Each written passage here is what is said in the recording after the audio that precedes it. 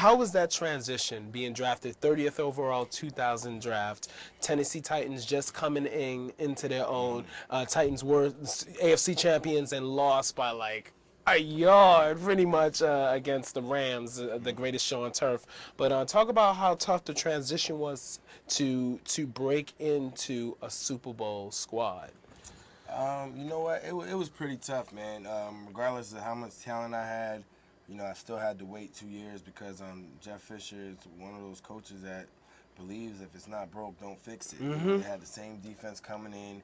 I got drafted 30. They didn't even expect me to be there. They expected me to get drafted earlier than that. So, they kind of just put me on the shelf. I played special teams and I had certain packages, but every time I stepped on the field, I was making things happen, and it just came to the point where it was my time. And once I got my opportunity, I never looked back. I think that college is one thing, and professional level is another thing. Just for example, you see guys. My best example is Darren Williams from the Utah Jazz. I mean, he probably was. All you hear about is D. Brown in Illinois, but now Darren Williams is a all NBA guy, leading his team. So pick 3 overall absolutely, too. It's one of those things, that when you just get into that light, you just shine. If that bright of a star, you're meant to shine, and you're not gonna let anyone hold you back. And that was a great name to mention. That's one of my favorite ballers, Darren Williams. Since Atlanta, I knew that was the most pro-ready cat. It's definitely. And Jeff Fisher, talking about Jeff Fisher, 15 years in the league. Exemplary pillar of leadership, and how does he stay relevant through the times, and how is he able to be able to communicate with different? It's almost a generation later of a player. I think Jeff does a good job of relating to his players. Actually at the end of the day, I think he makes his players relate to him because he's running the show. It's not like he's hard on people or anything like that. He kind of treats everybody as men. Sometimes that's good for some people, and then sometimes, in other instances, it's not so good because they might need somebody on top of their head. So Jeff does that, and as well, he also, he makes football fun. It's the NFL.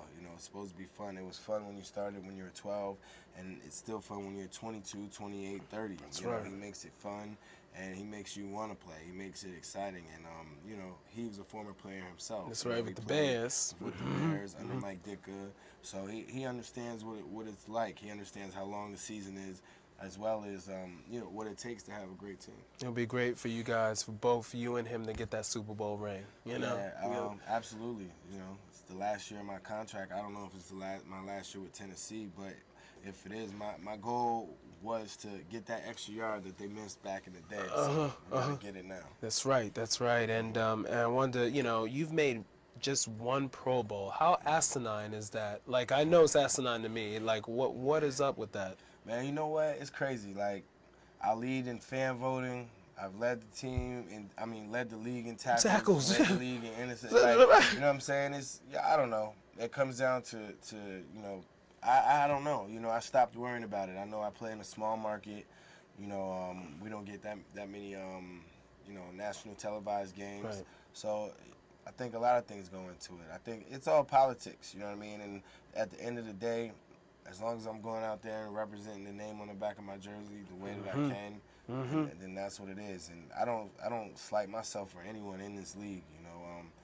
My name needs to be mentioned with the top players in the league every year. Absolutely. I put the numbers up to do it, so that's why I never worry about it. My work ethic and my body of work will speak for itself at the end of the day. That's right. And you'll be on it's those. Like Jadakiss. Yeah, exactly. Right. No doubt. Like, the real people know. Know what he's done, and then real people know what you've done for the league. For sure. And now, tackling technique. I want to ask you this because, man, people in the league don't really know how to tackle. What's going on? I'm seeing missed tackles as the years go on. Tell me why is that? I think, it gets to a certain point. Maybe a lot of players, they were the best on the team or best on the field for a while, but you get to the professional level, everyone's good.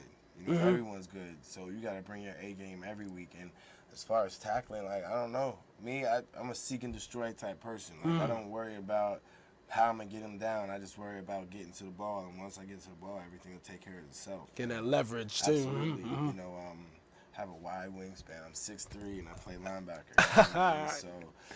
So maybe guys think too much. I just play. You know what I mean? I see the ball, and I read and react, and I just play. And, you know, hey. I don't know. You might need to do some more tackling drills after practice. Yeah,